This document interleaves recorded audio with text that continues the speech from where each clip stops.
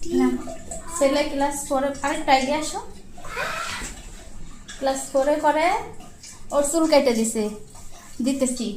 আপনাদের আম্মু শেষ কোন ক্লাসে থাকতে চুল কাটছে বিসমিল্লাহ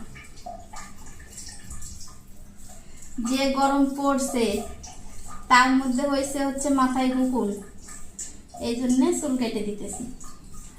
তবে তামিমরে বেল করতেছি মনে হয় এবার দিয়ে মনে হয় 4 বার